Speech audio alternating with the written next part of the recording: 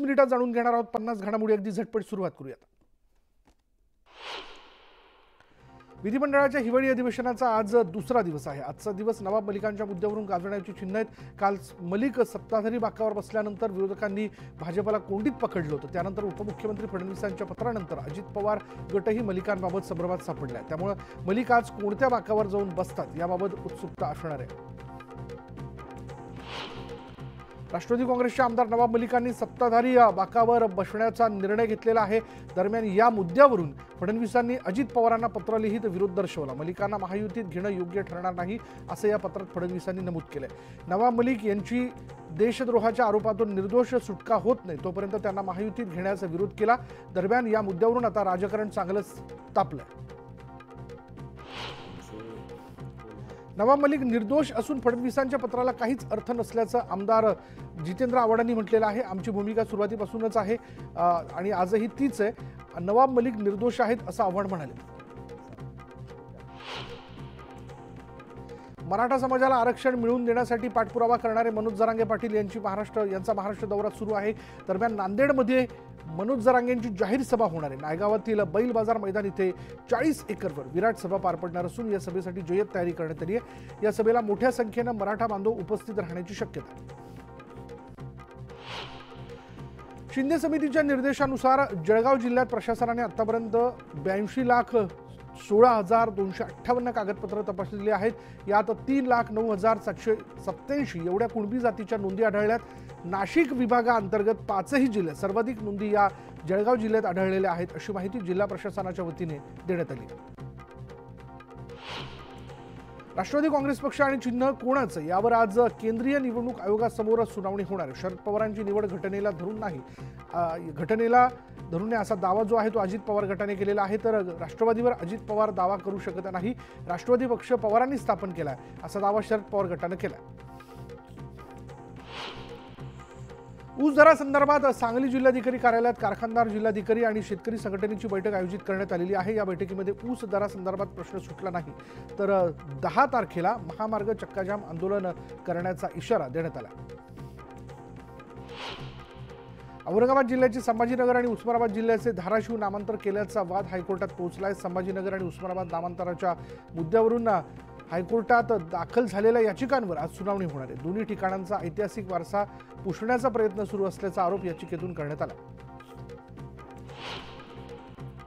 नांदेडच्या शासकीय रुग्णालयात मृत्यू प्रकरणी मुंबई उच्च न्यायालयाने स्वतःहून दखल घेत राज्य शासनाची स्पष्ट शब्दात कान उघडणी केली आहे. डॉक्टरांची कमतरता, औषधांची टंचाई अशा गोष्टींमुळे मृत्यू होत असतील तर अजिबात खपवून घेतलं जाऊ शकत नाही अशा स्पष्ट शब्दामध्ये न्यायालयाने नाराजी व्यक्त केली आणि या संदर्भात आज पुन्हा उच्च न्यायालयात सुनावणी होणार आहे. महाधिवक्ता बिरेंद्र सराफ राज्य सरकारकडून युक्तिवाद करणार आहेत. आजपासून विदर्भासह राज्यभरात किमान तापमानात घट होऊन थंडी वाढणार असल्याचा अंदाज हवामान विभागाने व्यक्त केला आहे. ढगाळ हवामान कमी होऊन किमान तापमानात सरासरी 2 ते 3 अंशांनी घट होण्याचा अंदाज आहे. राज्याच्या बहुतेक भागात सकाळी धुकं पडण्याची शक्यता हवामान विभागाने व्यक्त केली आहे. धाराशिव जिल्ह्यात सलग 3ऱ्या दिवशीही धुकं पडलं असून या धुक्याच्या चादरीत संपूर्ण रस्ते आणि परिसर हरवून गेलाय. दुष्काळी पट्टा म्हणून ओळखल्या जाणाऱ्या धाराशिवमध्ये हे सकाळच्या धुक्यामुळे आल्हाददायक वातावरण निर्माण झालंय. मात्र सलग पडणाऱ्या धुक्यानं तूर, हरभरा, गहू, ज्वारी या पिकांवर अळीचं संकट पडत असून शेतकरी या संकटामुळे अडचणीत आला. गोंदिया जिल्ह्यात 3 तारखेपासून अवकाळी पाऊस सुरू आहे. जिल्ह्यातील शेतकऱ्यांना पावसाचा फटका बसतोय. जिल्ह्यात 13 डिसेंबरपर्यंत काही ठिकाणी ढगाळ वातावरण आणि अनेक ठिकाणी तुरळक पावसाची शक्यता हवामान खात्यानं वर्तवली. त्यानुसार शेतकऱ्यांनी नियोजन करावं असं आवाहन जिल्हा आपत्ती व्यवस्थापन अधिकाऱ्यांनी केलं. गोंदिया जिल्ह्यात अवकाळी पावसाने शेतीचं नुकसान झालेलं आहे. अशात अपक्ष आमदार विनोद अग्रवाल आणि कृषी सभापती रुपेश कुथे यांनी अवकाळीमुळे झालेल्या नुकसानीची पाहणी केली. तसंच नुकसानीचे पंचनामे करण्याचे निर्देश अधिकाऱ्यांना दिलेत. हिवाळी अधिवेशनात शेतकऱ्यांना नुकसान भरपाई मिळावी यासाठी मुद्दा मांडणार असल्याचंही आश्वासन त्यांनी दिलं. ज्वारीचं कोठार म्हणून ओळख असणाऱ्या धाराशिव जिल्ह्यात यंदा ज्वारी या पिकावर लष्करी अळीचा मोठ्या प्रमाणात प्रादुर्भाव झालाय. गेल्या 5 ते 6 दिवसात ढगाळ वातावरणाचा फटका ज्वारीला बसतोय. ज्वारीवर लष्करी अळीचं संकट आहे आणि अळीचा प्रादुर्भाव रोखण्यासाठी तात्काळ फवारणी करून घेण्याचं आवाहन जे आहे ते कृषी अधीक्षक रवींद्र माने यांनी केलंय. धाराशिव बाजार समितीमध्ये तुरीला 12,000 रुपये भाव मिळालेला आहे आणि गेल्या 2 वर्षांपासून धाराशिव जिल्ह्यात तुरीचं क्षेत्र हे घटलंय। त्यात अवकाळी पावसाने या तुरीवरही कीड रोगाचा प्रादुर्भाव झाल्यानं यंदाही तुरीची आवक घटणार आहे, त्यामुळे तूर उत्पादक शेतकरी अडचणीत आला।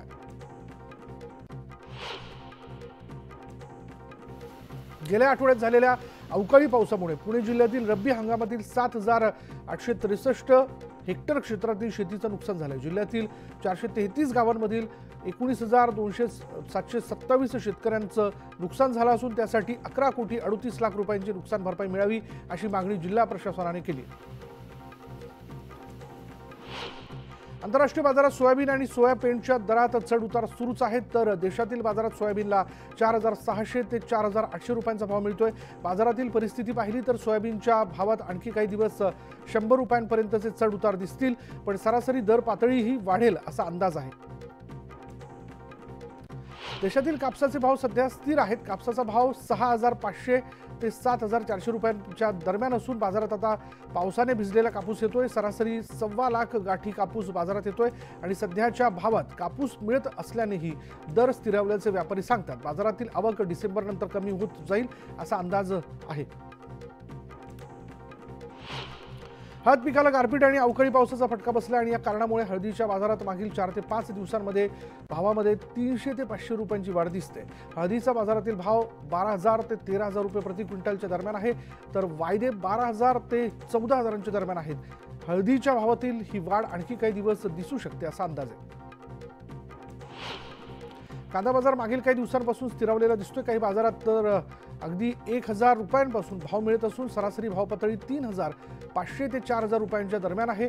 लाल कांद्याचं उत्पादनही यंदा कमीच आहे आणि त्यामुळे दरात सध्या काहीसे चढ उतार दिसत असले तरी भावातील वाढ दीर्घकाळात कायम राहू शकते असा अंदाज आहे।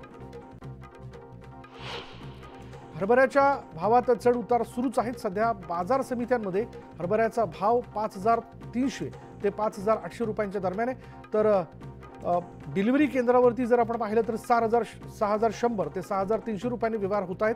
बाजारातील परिस्थिती पाहिली तर हरभरा भाव टिकून राहतील असा अंदाज व्यक्त केला जातोय।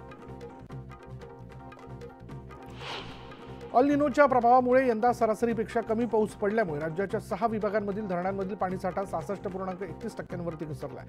गेल्या वर्षी याच वेळी 87.10% पाणीसाठा होता, त्या तुलनेत यंदा 20% पाणीसाठा कमी आहे। ठाणे जिल्ह्यातील शहापूर मुरबाड तालुक्यांमधील वाड्या वस्त्यांना यंदा डिसेंबर महिन्यातच पाणी टंचाईचा सामना करावा लागतोय। महिलांना 1.5 ते 2 किलोमीटर वणवण करत पाणी आणावं लागतंय। ठाण्यातील अनेक गावात पाण्याची तीव्र टंचाई जाणवू लागली असून पाणी पुरवठा विभागाकडून याबाबतचा नवा प्रस्तावित आराखडा तयार करण्यात आला असल्याचं सांगण्यात आलं। कल्याण डोंबिवली शहराची लोकसंख्या पाहता महापालिका क्षेत्राला पाण्यासाठी अंबरनाथ तालुक्यातील कुशिवली धरण आरक्षित करण्याची मागणी शिवसेना आमदार विश्वनाथ भोईर यांनी केली आहे। यावर मुख्यमंत्र्यांनी संबंधित विभागाला आदेश दिल्याची माहिती आमदार भोईर यांनी दिली। ठाणे जिल्हा प्रशासनाने सकारात्मक प्रतिसाद देत जलसंपदा विभाग आणि केडीएमसीला तातडीने अहवाल सादर करण्याचे आदेश दिले।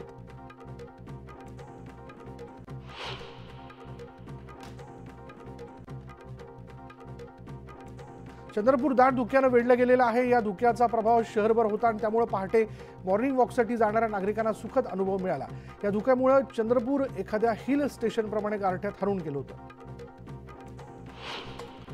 नंदुरबारमध्ये शिक्षकांनी 2 दिवसांपासून जिल्हा परिषदेच्या प्रवेशद्वारावर उपोषण सुरू केलं। कंत्राटी शिक्षकांना जिल्हा परिषद शाळांमध्ये कायमस्वरूपी सामावून घेण्याची मागणी त्यांनी केलेली आहे आणि त्यासाठी जवळपास 50हून अधिक जण उपोषणाला बसलेत। दुर्गम ते अतिदुर्गम भागात शिक्षणाची सेवा बजावूनही प्रशासन मागण्यांकडे दुर्लक्ष करत असल्याचा आरोप आंदोलकांकडून करण्यात आला।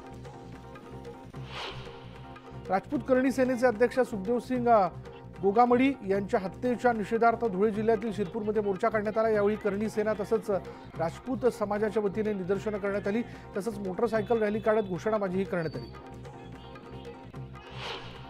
दर्यापुरात अमरावती रस्त्यावरील पेट्रोल पंपाजवळ गोळीबार झाल्याची घटना घडली आहे। एका युवतीच्या कानाला गोळी लागली तर कारमध्ये बसलेल्या कुटुंबातील दोघे जखमी झाल्याचं समजतं। गोळीबार करून आरोपी फरार झाला। पैशाच्या वादातून विश्वजित राणे याने या युवतीसह कुटुंबावर हल्ला केल्याचा आरोप नातेवाईकांनी केला।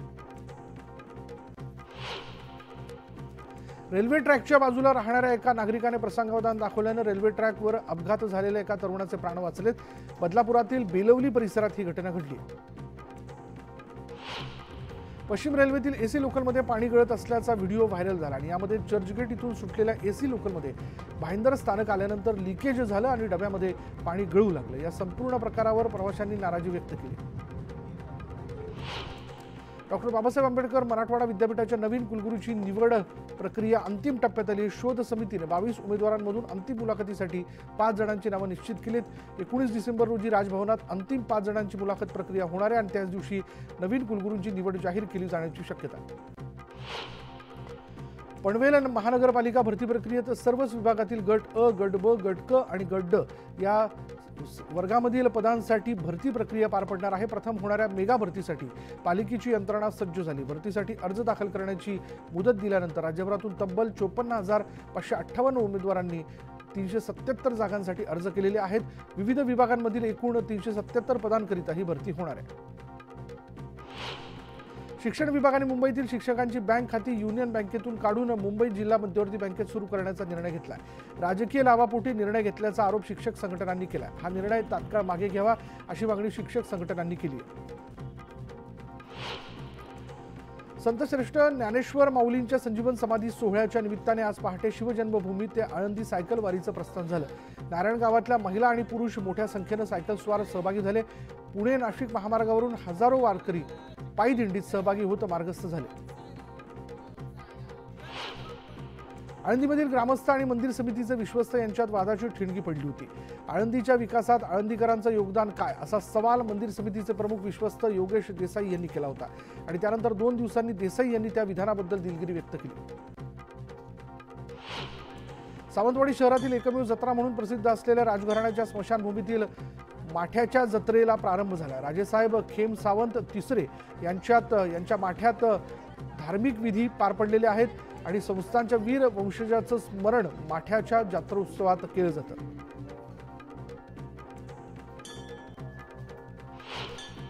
सराईत गुन्हेगार आनंद काळे हा पोलिसांच्या हातावर तुरी देऊन सोलापूरच्या बार्शी न्यायालयातून फरार झाला। बार्शी न्यायालयात काळेला जिल्हा सत्र न्यायाधीश चव्हाण यांच्यासमोर हजर करण्यात आलं होतं। कोर्टातून जेलमध्ये परतताना लघुशंकेच्या बहाण्यानं आरोपी फरार झाला।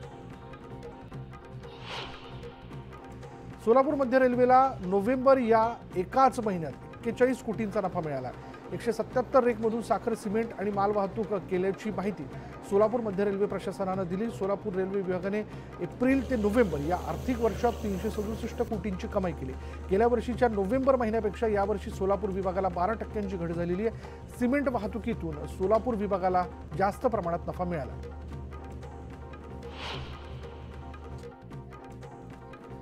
विविध प्रलंबित मागण्यांसाठी शेकडो आदिवासींचा पायी मोर्चा मुंबईच्या दिशेने निघालाय। सत्यशोधक शेतकरी सभा आणि सत्यशोधक ग्रामीण कष्टकरी सभा यांच्या वतीनं या बिढार मोर्चाचं आयोजन करण्यात आलंय।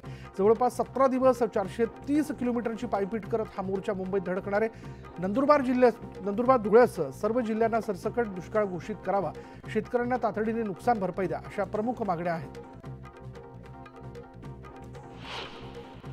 चंद्रपूर जिल्ह्यातील ताडोबा व्याघ्र प्रकल्पात पर्यटकांनी तारू आणि शंभू वाघांच्या झुंजीचा थरार अनुभवलाय। मुंबईचे पर्यटक नितीन अले यांनी आपल्या कॅमेऱ्यात वाघांची झुंज चित्रित केली आहे। तारू हा वाघ आपली टेरिटरी मार्क करत असताना अचानक तिथे शंभू वाघ आला आणि त्यामुळे दोघांमध्ये जोरदार झुंज झाली। राज्यभरात दरवर्षी लाखो वाहनांची खरेदी होते आणि या सगळ्याचं नियमन करण्यासाठी राज्य परिवहन विभाग कार्यरत असतो। मात्र या विभागाला 500 अधिकाऱ्यांची चणचण भासते। अधिकाऱ्यांच्या टंचाईमुळे विभागात कार्यरत असलेल्या अधिकाऱ्यांवर कामाचा बोजा पडतोय। आगामी वर्षभरात भारतीय विमान कंपन्यांच्या ताफ्यामध्ये तब्बल 150 नवीन विमानं दाखल होणार आहेत। यामुळे सध्या विमानांची संख्या कमी झाल्यामुळे तिकीट दरात झालेली वाढ आटोक्यात येण्यास मदत होणार असल्याचं मानलं जातं। यापैकी सर्वाधिक विमानं ही एअर इंडिया समूहाच्या ताफ्यात दाखल होणार आहेत। पर्यटकांचं खास आकर्षण असणारी माथेरानची राणी असलेली मिनी ट्रेनला पसंती मिळते। मध्य रेल्वेनं जून ते नोव्हेंबर 2023 या कालावधीत अमन लॉज आणि माथेरान दरम्यान 3,34,042 प्रवाशांची वाहतूक केली आणि त्यामुळे जून ते नोव्हेंबर या कालावधीत एकूण 2.36 कोटींचा महसूल प्राप्त झाला। पश्चिम रेल्वेवर 8 महिन्यांमध्ये विना तिकीट प्रवास करणाऱ्यांकडून 115,71,00,000चा दंड वसूल करण्यात आलेला आहे. सध्या लोकलच्या तुलनेत एसी लोकलमध्ये विना तिकीट प्रवाशांची संख्या 68% वाढलेली आहे. एसी लोकलमध्ये 44,000पेक्षा जास्त विना तिकीट प्रवाशांना दंड आकारण्यात आला.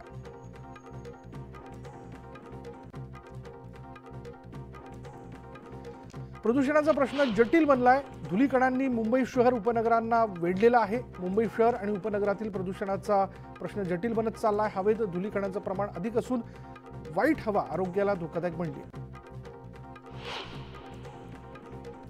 गुरुवारी नाशिकमध्ये बिबट्याच्या 4 पिल्लांचा जन्म झाला आणि काही दिवसांपूर्वी वनविभागानं मादी बिबट्याला वाचवलं होतं. 4ही पिल्लं आणि मादी बिबट्याची प्रकृती चांगली आहे.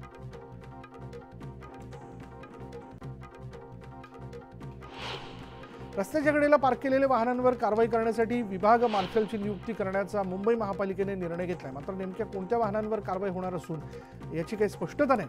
नियुक्ती केल्यानंतर त्यांच्यासाठी मार्गदर्शक तत्त्व जारी केली जातील, त्यात नेमक्या रस्त्यांबाबत सूचना असतील अशी माहिती समजते. आरोग्य विभागात बढती आणि बदलीत घोटाळा झाला असून या संदर्भात आपल्याकडे पुरावे असल्याचा दावा ठाकरे गटाचे खासदार संजय राऊतांनी केला होता. राऊतांच्या आरोपांना आरोग्यमंत्री तानाजी सावंत यांनी प्रत्युत्तर दिलं. 11 मे 2023 पासून आरोग्य खात्यातील बदल्यांचे अधिकार आयुक्तांना दिल्याचं सांगत राऊतांच्या आरोपांचं तानाजी सावंतांनी खंडन केलं. वर्ध्यात रोहित पवार यांच्या युवा संघर्ष यात्रेची जाहीर सभा पार पडली आणि या सभेला काँग्रेस वर्किंग कमिटीचे सदस्य कन्हैया कुमारही उपस्थित होते. या सभेदरम्यान रोहित पवार यांची पुस्तक तुला करण्यात आली.